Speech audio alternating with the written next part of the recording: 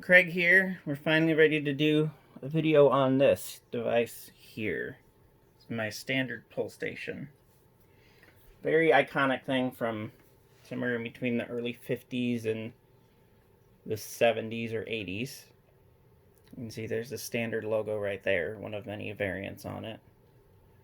And it says pull for local fire alarm on the handle. Down here, this little opening, you would insert a tool into to be able to pop the cover open and reset the pull. Here's the back, the rather large switch block here. 4 captive wire terminals. They're not screw terminals though. And then over here is a little diagram that shows you connections, but it's unfortunately deteriorated quite a ways. So to pop this station open, like I said, you would use a little tool, something like this, but this, I did have to order it on eBay because it was the only thing that I could find. I couldn't find an actual metal one. This one's 3D printed and it's broken. It actually broke only after 3 uses, so I had to super glue it back together and then it broke again while I was trying to open the pull station in a previous take. So normally what you would do to open this is you would take the tool, insert it in here, and then you give it a little turn either to the left or to the right, and then you would normally be able to pop this thing open. But this thing's locking mechanism is ungodly tight, hence why it ended up breaking the tool multiple times. And again, hence why I wish I had the actual metal tool, not this 3D printed hunk of plastic. But what I've found is that using 2 small tools like Allen tools or screwdrivers can actually open the pull station as well. But first, let's give you a little demonstration of it. So you'd stick your hand in here and then you'd pull out, you hear that pop. And you see right there it says open station to reset. And then there's another little area over here that you can put the same tool in. I think it's supposed to be for like a general alarm switch contact. This pull station doesn't have one of those though. So, alright, I'm going to try to open this up here. This thing has been a pain, again, because of the super tight locking mechanism, but what I usually try to do is I put one of the Allen tools in the bigger one here, which came from my my GE 103-22 pull station. Stick that in there, and then I pull upwards. I get it just right here, and then I stick a smaller Allen tool in. So as you can see, it's starting to get a little bent. Stick that in there, and I push downwards. Oops.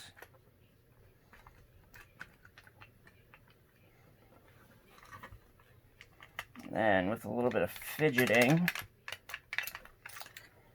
I have to use one of the bigger ones here. This thing should open. Usually I have pretty good luck at doing this. It usually opens up right away for me. But for some reason, today this just does not want to open.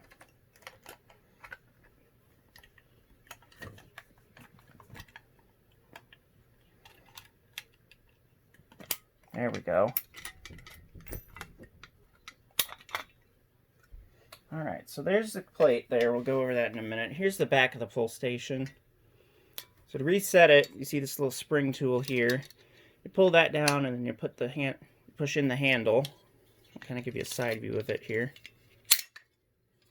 Alright, so you pull the spring down, put the handle in, and then it gets secured right there, ready to pull again. There's the weird little locking mechanism at the bottom. And it's just one giant wound spring. I think at the time this was a great design because it was simple, but as we can see now, it's kind of a weird and tricky design, especially especially when you don't have access to the proper tools to be able to open the pull station. All you've got is just those little hunks of molded plastic and stuff. So here's the plate. There's the model number. There's a standard electric time model number 700. It's designed to operate on 120 volts AC, 0.6 amps of current, from the Standard Electric Time Company in Springfield, Massachusetts. It is UL listed. Now, come around here to the other side. The most interesting thing and the most unique thing about this pull station is that the switch is actually a light switch. You can see up in the up position, it's on.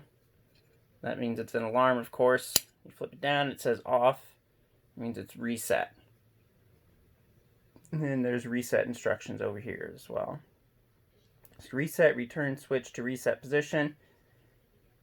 Insert glass behind pull lever. We don't have a glass rod thing, so we don't have to do that. Return pull lever to closed position. Glass will drop into position. Hold top of cover on top of this plate and press bottom to close. So we've reset the switch. We reset the pull handle. So now we can just pop it back on there.